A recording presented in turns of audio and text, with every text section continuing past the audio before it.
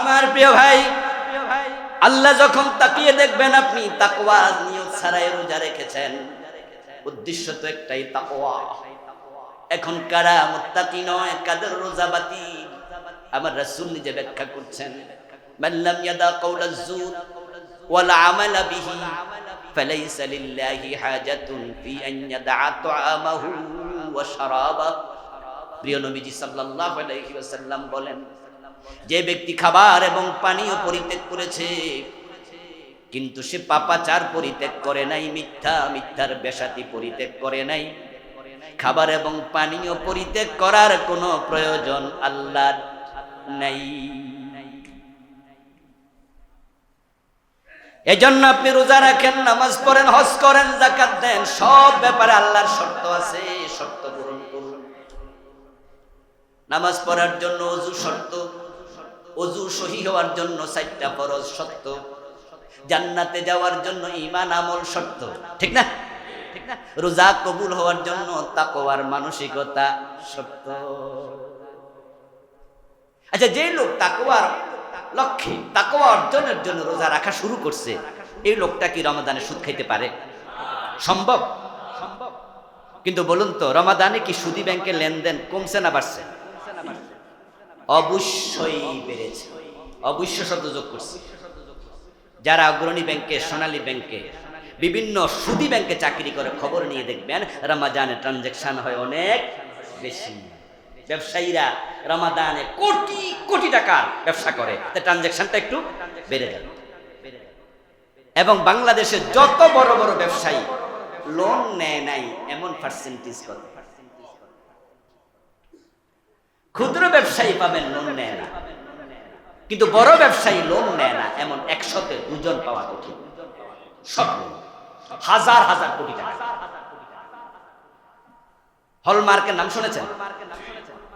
Bank থেকে loan নিছে কত আমরা জানি না, তবে মাইরা দিচ্ছে 4000 কোটি।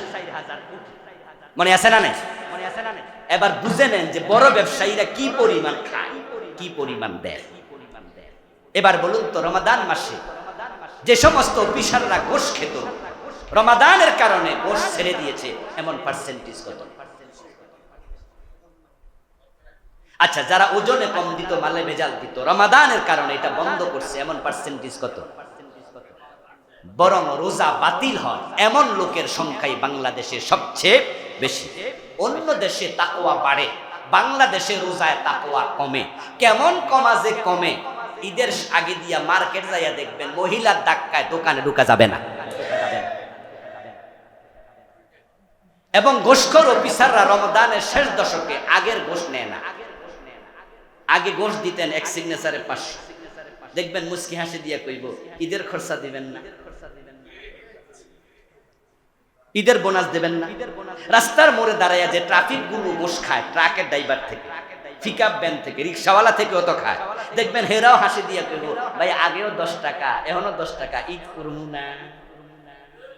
মানে ঘোষের রেট একটা না একটা ছিল। আমার বন্ধু সবাই পৃথিবীর প্রায় দেশে দেখবেন, সেখানে মুসলিম দেশে নিত্য প্রয়োজনীয় দ্রব্যের দাম কমে যায়। আজ থেকে 2 বছর আগে দেখলাম দুবাইয়ে 30টা পণ্যের দাম রাষ্ট্রীয়ভাবে কমাইয়া সরকার সার্কুলার দিছে। এই 30টা পণ্যের দাম গত মাসে এত ছিল, রমাদানে এত হবে। আমি সার দেখলাম প্রতিটা পণ্যের মূল্য কমাইছে। আর বাংলাদেশের খবর কি?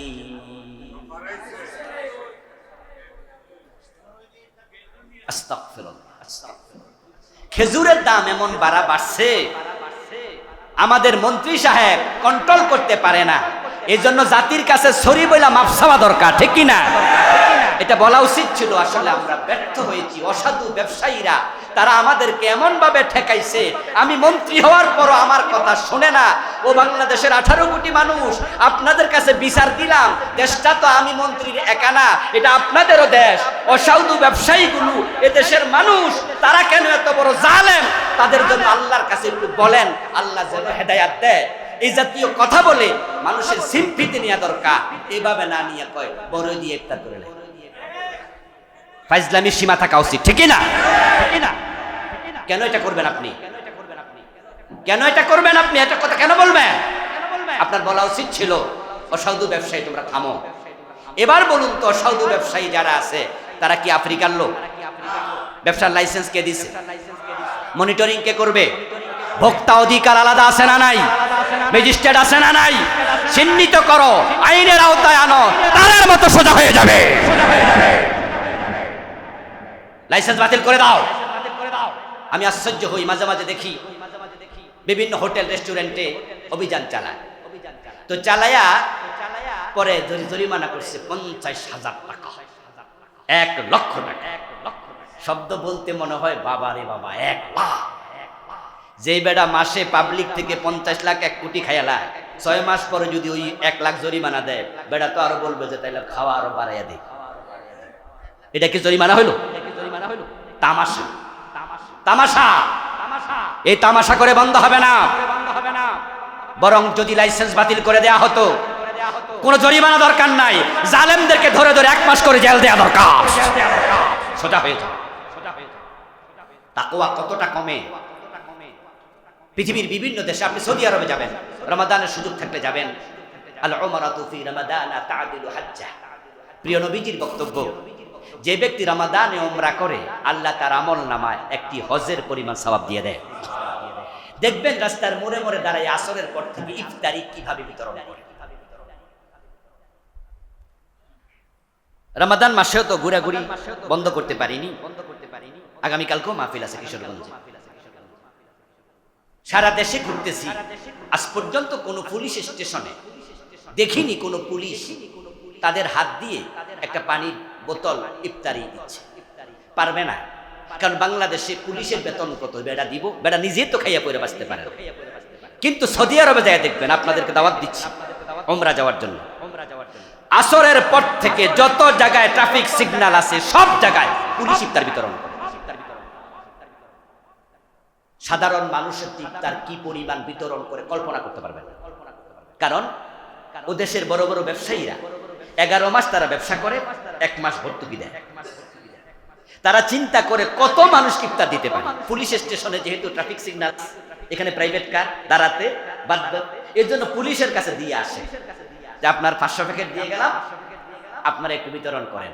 আর পুলিশ ভাইয়েরা মনে করে আরে আমি তো আমার চাকরির টাকা দিয়া 500 জনকে খাওয়াইতে পারবো না, কিন্তু ওই বেটা যেহেতু দিয়া গেছে, বেটা খাওয়াইয়া সওয়াব পাইলো, আমি দিয়া সওয়াব পাইলাম, এই জন্য খুশি মনে দেয়। ওরা 11 মাস ব্যবসা করে রমাদানে ভর্তুকি দেয়। আর বাংলাদেশের অধিকাংশের কথা বলছি, সবার না, অধিকাংশ ব্যবসায়ী 11 মাস চুরি করে, রমজানে ডাকাতি করে। এ হলো তাকওয়ার মান। তাদেরটা উপরের দিকে যা, আর আমাদেরটা। তবে ভালো ব্যবসায়ী আছে, সে সংখ্যা খুবই। তাদের জন্য আমরা দোয়া করি, আল্লাহ সৎ ব্যবসায়ীদেরকে তোমার রাসূলের হাদিসের আলোকে নবীদের সাথে, সিদ্দিকদের সাথে আল্লাহ হাসরের ময়দানে দাঁড় করাইয়া দিও, বলেন আমি। আমার বন্ধু রোজার ফজিলত নিতে চান, আল্লাহর দেয়া সত্য, মান সামা রমাদান ঈমানান ওয়া ইহতিসাবা গুফিরা লাহু মা তাকাদ্দামা মিন যামবিহি। যে ব্যক্তি ঈমান এবং ইহতিসাবের সাথে সিয়াম সাধনা করলো, রমজানের কারণে তার আমলনামায় যত গুনাহ ছিল আল্লাহ সবগুলা গুনাহ মাফ করে দেবেন। সুবহানাল্লাহ। 1 নাম্বার ঈমান। আমার আলোচ্য বিষয় ছিল এমন কিছু মানুষ যাদের আমলগুলো বাতিল হয়। সেখান থেকে আমি একটু বাহিরে গিয়ে কিছু কথা বলেছি, আবার আগের জায়গায় ফিরে আসলাম। আমার প্রিয় ভাইটি, আপনার আমলনামায় যদি কোনো সওয়াব যোগ না হয়, হাসরের ময়দানে গিয়ে আপনি ধরা খাইয়া যান, সেদিন আপনি টের পাবেন কোন অপরাধের কারণে আমল কবুল হয় নাই। সেই অপরাধগুলো সেদিন আল্লাহ আপনাকে জানাইয়া দেবেন, এই এই অপরাধের কারণে তোমার আমল আসে নাই। সেদিন জেনে কোনো লাভ নাই, কিন্তু যেই অপরাধের কারণে আমল আল্লাহর কাছে যায় না, সেগুলা যদি আমি আজকে বলে দেই আর আপনি আজকে জানেন, জানার পরে আপনি বুঝেন এই অপরাধ তো আমিও করি, তাহলে এখন বুঝলে তাওবা করার সুযোগ আছে না নাই? এবার শুনুন আলোচনা। 5টি অপরাধে আমল কবুল হয় না। কয়টা অপরাধে? 5টি। এই 5টি অপরাধ 2 ভাগে বিভক্ত। প্রথম ভাগে 3টি, পরের ভাগে 2টি। মোট কয়টা হলো? 5টা। এখন থেকে যতক্ষণ ওয়াজ করতে থাকবো ততক্ষণ পর্যন্ত প্রত্যেকে নিজেকে খুঁজবেন। কারণ হচ্ছে আপনার আমল আপনার কবর। এজন্য অন্যের দিকে তাকাইয়া সময় নষ্ট করার কোনো প্রয়োজন নাই। এই 5 জায়গায় যদি আপনার নাম না থাকে আপনি বড় সৌভাগ্যবান মানুষ। আর যদি এই 5 জায়গায় আপনার নাম থাকে আপনি হতভাগা। আপনার আমলগুলো আল্লাহ পর্যন্ত যায়নি। বয়স আপনার 60 বছর মাটি, বয়স আপনার 30 বছরই মাটি। যদি এখন মারা যান ওই অবস্থা আপনি হতভাগা। আমল কবুল হবে না 5 দল মানুষ, তা 2 ভাগে বিভক্ত। প্রথম ভাগে 3 দল। 1 নাম্বার কাফির, 2 নাম্বার মুশরিক, 3 নাম্বার মুনাফিক। মাদার তেরেসার নাম শুনেছেন?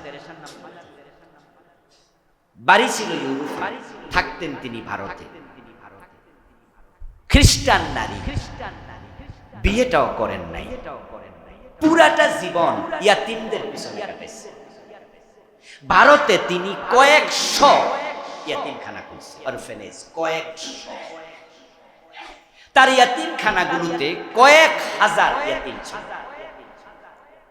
সবাইকে মায়ের ভালোবাসা দিয়ে বড় করছে। কর্মের স্বীকৃতি স্বরূপ ওনাকে শান্তিতে নোবেল পুরস্কার দেয়া হয়েছে। এই নোবেল প্রাইজে প্রাপ্ত পুরাটা টাকা ইয়াতিমখানায় দিয়ে দিয়েছে। কিছুদিন পরে তিনি মরে গেলেন। আপনাদের কাছে জানতে চাইব, ইয়াতিম লালন পালন করার মাঝে সওয়াব আছে না নাই? প্রিয় নবীজি সাল্লাল্লাহু আলাইহি সাল্লাম বলেছেন, ইয়াতিমের মাথায় যদি শুধু হাত বুলিয়ে নেয়, ওই হাতের নিচ দিয়া যতগুলো পশম চুল যাবে, বিকুল্লি শাওরাতিন হাসানাত, প্রতিটা চুলের পরিবর্তে আল্লাহ তাআলা অগণিত নেকি লিখে দিতে থাকবে। শুধু চুল যদি মুছে দেন আর যদি খাওয়াইয়া দেন, লালন করেন, বেশিটা কি? قال النبي صلى الله عليه وسلم انا وكافل اليتيم كهاتين في الجنه। প্রিয় নবী সাল্লাল্লাহু আলাইহি ওয়াসাল্লাম 2 আঙ্গুল কাছাকাছি এনে বললেন, যারা ইয়াতিম লালন পালন করে সে এবং আমি পাশাপাশি জান্নাতে থাকব। মাদার তেরেসা মরে গেছে, জান্নাতে আছে নাকি? আছে? নাই। কারণ মুশরিক, কারণ তিনি খ্রিস্টান ছিলেন। খ্রিস্টানরা হযরত ঈসাকে আল্লাহর ছেলে, ওয়াকালাতিন নাসারাল মাসীহ ইবনুল্লাহ, খ্রিস্টানরা বলে মাসীহ ঈসা ইবনে মারইয়াম সে আল্লাহর ছেলে। মাদার তেরেসা যাই করুন যে শিরক করে তার সাথে আল্লাহর কোনো সম্পর্ক। এবার বলুন তো, মসজিদে গিয়ে যে পীরের পায়ে সেজদা দিল, এটা জায়েজ না হারাম? সেজদার মালিক কে? আল্লাহ যার মালিক, তার সাথে অন্যকে শামিল করার নামই হলো শিরক। এখন পীরের পায়ে যারা সেজদা দেয়, মাজারে যারা সেজদা দেয়, তাদের মাঝে আর মাদার তেরেসার মাঝে কোনো পার্থক্য নাই। ওমান ইউশরিক বিল্লাহি ফাকাদ হারামাল্লাহু আলাইহিল জান্নাহ। আল্লাহ তাআলা বলছেন, যে ব্যক্তি শিরক করবে তার জন্য আল্লাহ নিজে জান্নাত হারাম বানায়া দেয়। শিরক করে যদি নবীর বাবাও মারা যায়, ছেলে নবী বাবার জন্য সুপারিশের অনুমতিও নাই।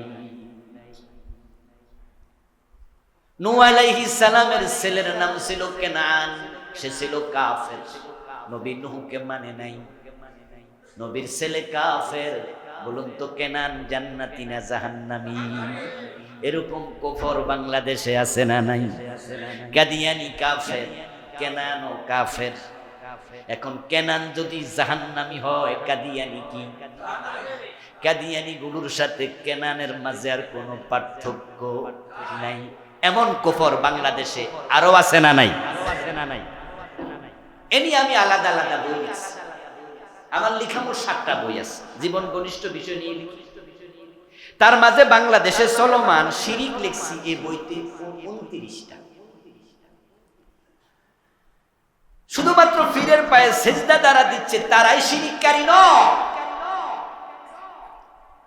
এ জাতীয় শিরক আরো অসংখ্য কি পরিমাণ যে আছে সুবহানাল্লাহ। আমি জানি 29, এর বাহিরেও আছে। আমার প্রিয় ভাইরা, ছেলে মেয়ে হয় না, আল্লাহর কাছে চাইতে চাইতে বিরক্ত হইয়া যায়, এক পর্যায়ে আল্লাহর কাছে চাওয়া বন্ধ কইরা মাজারে যাইয়া চায়, এমন মুসলমানের সন্তান দেশে আছে না নাই? শিরক আলেমদের মুখ থেকে প্রচারিত হচ্ছে, এমন আলেমও আছে। আল্লাহর ধন রাসূলকে দিয়া, আল্লাহ গেছে গায়েব, রাসূলের ধন খাজা লইয়া শুয়ে আছে আজমিরে, কেউ ফিরে না খালি হাতে খাজা বাবার দরবারে। আচ্ছা, গানের মাঝে কুফর এবং শিরক একসাথে, অথচ মাহফিলের মাঝে বক্তা এই গান গাইছে এবং শ্রোতাদের কাছে এই মেসেজ দিচ্ছে যে খাজা বাবার কাছে গেলে খালি হাতে ফিরবা না। অথচ দেয়ার মালিক কি খাজা না আল্লাহ? খাজা বাবা নিজে চাইতেন কার কাছে? কার কাছে? আমরা চাইবো কার কাছে? হযরত ইব্রাহিমের বয়স 86, সন্তান হয় না, বুড়া বয়সে সন্তান চাইছে কার কাছে? আচ্ছা, এই আলোচনা কোরআনে আছে কিনা? কোরআন কি ইতিহাসের বই নাকি? কোরআন নাজিল হলো ইব্রাহিম আলাইহিস সালামের ইন্তেকালের 2500 বছর পরে। তো ইব্রাহিম আলাইহিস সালাম রব্বি হাবলি মিনাস সালিহিন বলে আল্লাহর কাছে চাইল সন্তান। 2500 বছর আগের কাহিনী কোরআনের আয়াত বানাইয়া আল্লাহ নাজিল করে ইতিহাস শিখায় না নির্দেশনা শিখায়? ইবরত শিখায়, নসিহত শিখায়। আল্লাহ বুঝাইয়া দেয় ইব্রাহিম তোমাদের বাবা। মুসলমানের জাতির পিতা কে? জোরে বলতে হবে কে? হ্যাঁ, ইব্রাহিম আমাদের বাবা, আমাদের জাতির পিতা। উনি বলতেছেন, আল্লাহ বুঝাচ্ছে যে তিনি আমার কাছে চাইছেন, আল্লাহ আমার ছেলে দাও। এই কাহিনী শুনে আল্লাহ বুঝায় 86 বছর বয়সে বেড়া হতাশ হয় না, ধৈর্য হারা হয় না, আমার কাছে চাইতে থাকে। আর ওই বুড়া বয়সে দেয়ার ক্ষমতা আমি আল্লাহর আছে। আমি ইব্রাহিম দিয়েছি, ইসমাইল দিয়েছি, ইসহাক। তো তুমি 27 বছর বয়সে চাইতে চাইতে অস্থির হইয়া খাজা বাবার কাছে চলে। আমার বন্ধু হাতের মাঝে আংটি আছে 5-6টা, দেখবেন কারো কারো আঙ্গুলের মাঝে 2টাও আছে। জিজ্ঞাসা করলে বলে আংটি দিলে বিপদ আসে না, এই আংটি দিলে ভাগ্য পরিবর্তন হয়, আংটি দিলে ব্যবসায় উন্নতি হয়, এজন্য আংটি ঝুলায়। এমন লোক আছে কিনা? অথচ রিজিকের মালিক কে? বিপদ থেকে বাঁচাবে কে? তো আপনি যে বললেন আংটি হাতে দিলে বিপদ আসে না, হইলটা কি?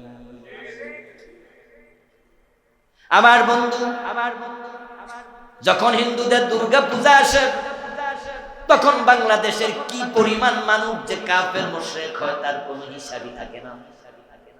তারা দুর্গা পূজা করে না, কোন মুসলমানের সন্তান দুর্গার কাছে গিয়ে মাথা নত করে না, এটা হয় না। তাহলে তারা কেন কাফের হয়? কারণ একটা স্লোগান এখন মানুষের মুখে মুখে ঢুকে গেছে, হিন্দুদের দুর্গা পূজা আসলে এটা বেশি প্রচার হয়, এটা সিলেবাসের ভিতরে পর্যন্ত ঢুকাইয়া দিছে। ধর্ম যার যার, উৎসব সবার।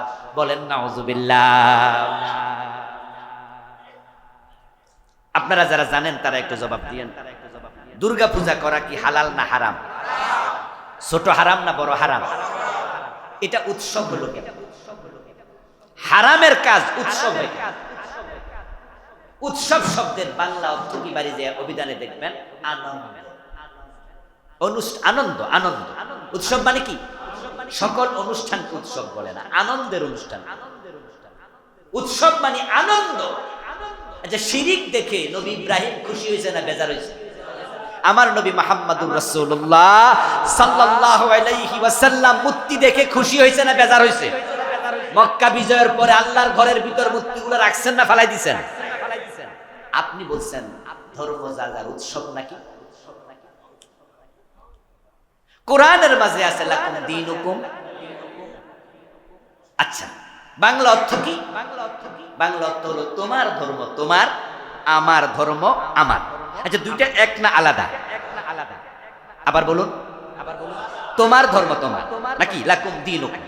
তোমার ধর্ম ওয়ালিয়া দিন, আমার ধর্ম আমার, এক হলো না আলাদা। তার স্লোগান তো হবে ধর্ম যার উৎসব তার। তা আপনি যখন বলবেন ধর্ম যার যার উৎসব সবার, এই আয়াতের অস্বীকারী ঈমান শেষ। আমি শুরুতে বলেছি 5 দল খুঁজবেন আপনি নিজে। হিন্দুরা তাদের দুর্গাপূজা পালন করুক, আমরা বাধা দেব না। ইসলাম আমাদেরকে বাধা দিতে অধিকার দেয় নাই। লা ইকরাহা ফিদ্দীন, দ্বীনের ব্যাপারে জবরদস্তি তারা করুক, এটা তাদের ব্যাপার। আমরা দাওয়াত দেব, দাওয়াত না শুনলে চুপ। হিন্দুদেরকে আমরা আমাদের দেশে আমানত মনে করি। অন্যের টাকা আপনার কাছে রাখলে এটা যেমন আমানত, তার নিরাপত্তার দায়িত্ব আপনার। এদেশে সংখ্যালঘুদেরকে আমরা আমানত মনে করি, এই জন্য বাংলাদেশে কোনো সাম্প্রদায়িক দাঙ্গা হয় না। হিন্দুদের দোকানে জেনে শুনে আমরা খরচ করি না? এক বাজারে থাকি, এক এলাকায় থাকি, হিন্দু বিপদে পড়লে আমরা সহযোগিতা করি, হিন্দু অ্যাক্সিডেন্ট করলে প্রয়োজনে আমরা মুসলমান গায়ের রক্ত দিয়ে হেল্প করি। তাদের সাথে কোনো বৈরিতা দ্বন্দ্ব নাই, কিন্তু তাদের ধর্ম আমাদের ধর্ম এক না আলাদা, এ বিষয়ে কোনো কম্প্রোমাইজ করবেন ঈমান। আমার বন্ধু, সবগুলো বলতে পারবো না, 29টা লিখছি তো, বই আছে আমার ড্রাইভারের কাছে, পাবেন, গাড়ি থেকে নেবেন, যাওয়ার সময় 7টাই পাবেন। সব বলতে পারবো না, সময় হবে না। আপনারা শুনে অনেকে ভাববেন যে হুজুর আমি তো বেঁচে গেছি, কিন্তু 29টা পড়লে বুঝবেন প্রবলেমটা আছে কিনা। মসজিদে ঢুকতে কোন পা দেন? বের হতে কারো দ্বিমত আছে? নাই, সবাই আমার রাসূলকে মানি। রাসূলুল্লাহ সাল্লাল্লাহু আলাইহি ওয়াসাল্লাম ডান পা দিয়ে মসজিদে ঢুকেছেন, আমি ঢুকবো রাসূলের আইন। বাম পা দিয়ে ঢুকেছেন, বের হবো রাসূলের আইন। আল্লাহু আকবার বলে নামাজ শুরু, সালাম ফিরে নামাজ শেষ। মাগরিবের ফরজ 3 রাকাত, ইমাম 2 রাকাত পরে সালাম ফিরে দেখবেন সব মুসল্লি লোকমা দিয়ে দেবে, কেউ ফিরাতে রাজি না। আমার রাসূল এবং আমার আল্লাহর বিধানের বাহিরে কেউ চলবো না। এর জন্য মসজিদে যতক্ষণ থাকি সবাই আমরা কোরআন সুন্নাহ মেনে চলি, কিন্তু মসজিদ থেকে বাইর হওয়ার পরে যখন আদালতের চেয়ারে বিচারক হয়ে বসি, আল্লাহর আইন মসজিদে মানলাম, আদালতের চেয়ারে বসে রায় যখন দেই, আল্লাহর আইনে একটা রায়ও কোনো বিচারক দেয় না। আচ্ছা, জোহরের নামাজ 4 রাকাত, 2 রাকাত পড়ার পরে যা তাহিয়াতু পড়েন, এটা ফরজ না ওয়াজিব? মাশাআল্লাহ, মাসালা তো ভালোই জানা আপনারা। ওয়াজিব, কথা ঠিক। শেষ বৈঠক ফরজ, প্রথম বৈঠক কি? ওয়াজিব। আচ্ছা, আপনাদের আদালতের মসজিদের ইমাম, উনার পিছনে তো আদালতের ম্যাজিস্ট্রেট জজ সাহেবরা নামাজ পড়ে, অনেক নামাজি জজ আছে না? আছে। জোহরের নামাজে ইমাম যদি 2 রাকাত পড়ে বসতে মনে নাই, ভুলে দাঁড়াইতে শুরু করে, জজ সাহেব কি দাঁড়াবে না লোকমা দেবে? ওয়াজিব ছুটে গেছে। এজন্য উনিও লোকমা দেবে যে আমার রাসূলের সিস্টেমের বাহিরে যদি হুজুর যায়, আমি হুজুরকেও মানতে রাজি নাই, লোকমা দেবে। সালাম ফিরানোর পরে উনি যখন গিয়ে আদালতের চেয়ারে বসে চুরির মামলার রায় দেন, তখন কি জেল দেন না হাত কাটার আইন দেন? হাত কাটা কি এই বিধানটা কোরআনে আছে? আছে। আচ্ছা, চোর ধরে হাত কাটা নফল না ফরজ? ইমাম যেটা ছুটছিল ইমামের, ওইটা কি ফরজ না ওয়াজিব? গুরুত্ব কোনটার বেশি? তো জজ সাহেব ওয়াজিবে লোকমা দেয়, ফরজের